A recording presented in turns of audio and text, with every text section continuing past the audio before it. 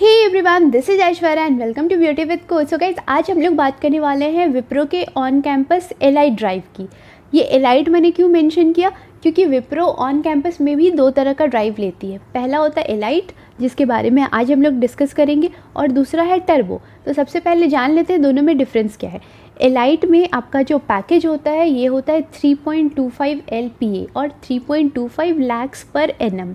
Okay, और जो turbo का पैकेज होता है that is 6.5 lakh per annum. Okay, so 6.5। Okay, तो यहाँ पैकेज का डिफरेंस है, तो ऑब्वियस है इंटरनल चीज़ें भी डिफरेंट होंगी। डोंट वरी, आज मैं एलाइट के बारे में बता रही हूँ। अगर आप लोग को टर्बो के बारे में भी जानना है तो प्लीज़ मुझे कमेंट सेक्शन में बताइए, उसके बाद हम लोग उस बारे में भी डिस्कस करेंगे। ओके, तो ठीक है, ड्राइव स्टार्ट करने से पहले ये जानना बहुत ज़रूरी है कि आप उस ड्राइव के लिए एलिजिबल हो भी या नहीं, है ना। तो चलो आज उसमें ही सबसे पहले बात कर लेते हैं एलिजिबिलिटी क्राइटेरिया। तो फर्स्ट थिंग इज़ 10th में आपका होना चाहिए एटलीस्ट 50% और 12th में भी होना चाहिए एटलीस्ट 50%, और graduation of course up to pre final year आपका होना चाहिए 60% और greater than 6 CGPA। Okay, so I hope आप समझ गए होंगे। 10th और 12th में at least 50% and 12th and graduation up to pre final year में आपका होना चाहिए 60%। ओके, तो ये तो हो गई क्राइटेरिया की बात, एकेडमिक क्राइटेरिया इनफैक्ट। और कुछ और भी चीज़ें हैं जो मैं आपको बता दूं कि आपका कोई सा भी बैकलॉग ऐसा नहीं होना चाहिए जो अभी तक क्लियर नहीं है। Okay, so no active backlog should be there. अगर आपके कोई बैकलॉग पहले थे, आपने क्लियर कर लिए हैं, then you are eligible. But अगर अभी भी आपका कुछ बैकलॉग बचा हुआ है, then you are not eligible. तो ये एक चीज़ है जो मुझे बताना चाहिए था। और एक और चीज़ बता दूं कि यहाँ पे विप्रो अलाउ करती है कि अगर आपका 10th से लेके ग्रेजुएशन तक के बीच में कहीं भी किसी भी रीज़न की वजह से 3 years तक का मैक्सिमम गैप है तो विप्रो विल टॉलरेट। उसके बाद विप्रो अलाउ नहीं करती है। तो अगर आपका 3 years तक गैप है, स्टडी गैप, तो इट्स ओके। अगर उससे ज़्यादा है then you are not eligible. तो ये कुछ चीज़ें हो गई, क्राइटेरिया हो गया जो आपके लिए जानना बहुत ज़रूरी था और मैंने इसलिए बता दिया। अब आते हैं कि उसके ड्राइव्स में क्या क्या राउंड्स होते हैं। तो फर्स्ट राउंड जो होता है वो ऑनलाइन राउंड होता है, और ये राउंड एमकैट प्लेटफॉर्म पे होता है।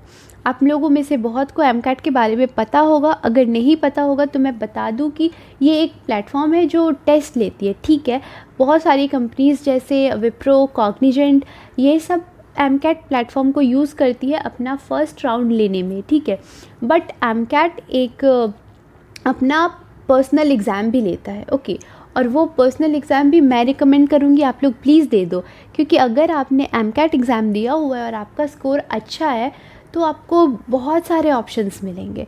बहुत सारी कंपनीज़ जो होती है ना, वो एमकैट मार्क्स को कंसिडर करती है। अगर एमकैट में आपका अच्छा मार्क्स है तो आपको डायरेक्टली इंटरव्यू के लिए बुलाती है। बहुत सारी कंपनीज़ ऐसी है।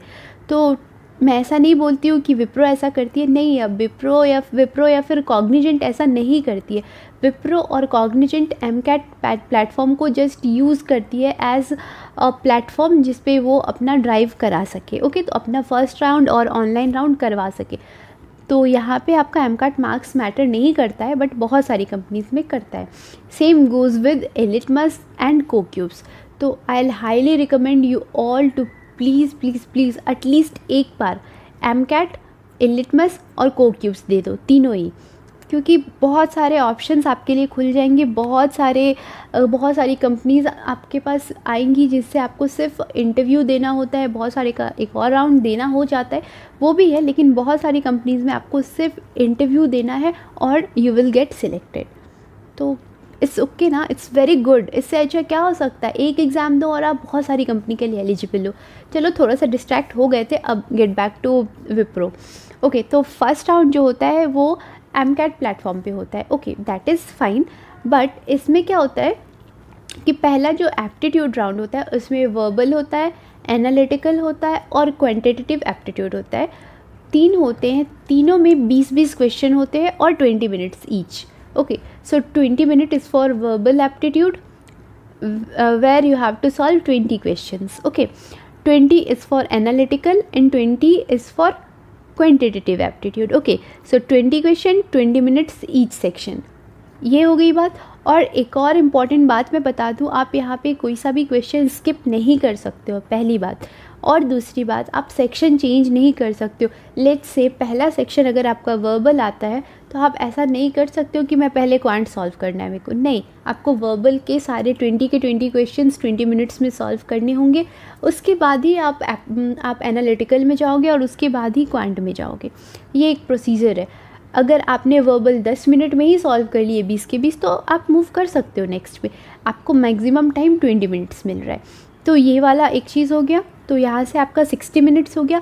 बाकी आपको एक और 20 मिनट्स का एक और सेक्शन होता है जो 4th आता है, मतलब आफ्टर वर्बल और एनालिटिकल क्वांट 4th सेक्शन जो आता है वो होता है एसे राइटिंग। ओके, तो आपके पास कोई सा भी टॉपिक वो लोग दे रखे होते हैं, उस टॉपिक पे आपको एक ऐसे लिखना होता है within 300 words. Okay, so word का मैक्सिमम लिमिट इज़ 300, तो 300 वर्ड्स में आपको एक ऐसे लिखना होता है। ये हो गया आपका 4th section.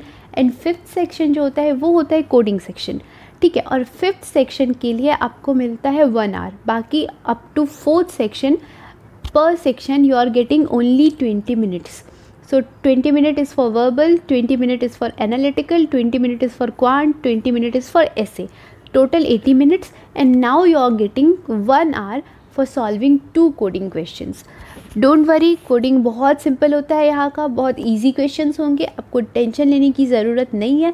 But again I will say practice करते रहो, क्योंकि कोई भी क्वेश्चन आपको तभी इजी लगेगा जब आप प्रैक्टिस में हो। अगर आप प्रैक्टिस में नहीं हो तो ट्रस्ट में आपको क्वेश्चन डिफ़िकल्ट लगने वाला है। ओके, तो ठीक है। देन आपके पास आता है कोडिंग सेक्शन, और कोडिंग सेक्शन में 2 क्वेश्चन होते हैं जो आपको 1 आवर में सॉल्व करने हैं। 1 आवर 2 क्वेश्चंस। ओके, तो ये एक इम्पॉर्टेंट चीज़ है जो मुझे लगा आप मेंशन करना बहुत इम्पॉर्टेंट है। और अगर आप ये फर्स्ट राउंड क्लियर कर लेते हो, उसके बाद होता है technical round and then HR round. Okay, तो टेक्निकल इंटरव्यू, एंड उसके बाद अगर आप टेक्निकल इंटरव्यू में क्वालिफाई हो जाते हो, technical interview is a place where you can showcase your projects to, your projects, your internships, your certification courses, और जो भी आपने किया है ना अपार्ट फ्रॉम योर स्टडीज़, आप उसको भी शोकेस कर सकते हो। मतलब ऐसा नहीं है कि वो लोग आपसे सिर्फ आपके एकेडमिक्स से रिलेटेड क्वेश्चन पूछेंगे, ऑफ कोर्स पूछेंगे, बट उसके साथ साथ आप अपना प्रोजेक्ट वहाँ पे शोकेस कर सकते हो, अपने सर्टिफिकेशंस, अपने इंटर्नशिप्स, ये सब आप शोकेस कर सकते हो इन योर टेक्निकल राउंड। अगर टेक्निकल राउंड क्लियर होता है then you will move to HR round, that is the final round. और HR देने के बाद आपके पास आ जाता है रिजल्ट कि वेदर यू आर सिलेक्टेड और not, let's say within 7 to 10 days. तो विदिन 7 to 10 डेज़ आपको पता चल जाता है कि येस आई एम सिलेक्टेड और नॉट। ओके, तो this is the main procedure. उसके बाद फिर आपके पास ऑफ़र लेटर आता है, और फिर आप ऑफ़र लेटर एक्सेप्ट करो, ज्वाइन करो कंपनी। उसके बाद आओ वापस से इस वीडियो पे कमेंट सेक्शन में मुझे बताओ I got placed at Wipro, I am getting 3.25 LPA। तो मुझे अच्छा लगेगा, ऑफ कोर्स बताना। तो ये हो गया मेन प्रोसीजर। आई होप आप लोग समझ गए होंगे। सो प्रिपेयर अकॉर्डिंगली, क्योंकि बिना प्रिपरेशन के तो कुछ भी नहीं होता है। तो ऑब्वियस है यार, अभी तो 2-2.5 महीने टाइम है, यूटिलाइज़ करो, अच्छे से पढ़ो, आराम से पढ़ो, हो जाएगा सब कुछ, तो टेंशन नहीं लेना है। अब प्लीज़ मुझे कमेंट सेक्शन में बताओ कि नेक्स्ट कौन सी कंपनी के बारे में जानना चाहते हो, क्योंकि TCS, कॉग्निजेंट, विप्रो मैं बता चुकी हूँ, और 2-4 कंपनीज़ मैं बता सकती हूँ। बाकी तुम लोग जो बोलोगे मैं पहले वो करूँगी, तो मुझे कमेंट सेक्शन में बताओ कि कौन सी कंपनी के बारे में अब और जानना है। ओके, तो आई थिंक तुम लोग प्रिपरेशन में बिजी हो गए, तो ज़्यादा टाइम नहीं लेना चाहिए। So stay healthy, stay fit, love you all. This is Aishwarya signing off, bye bye.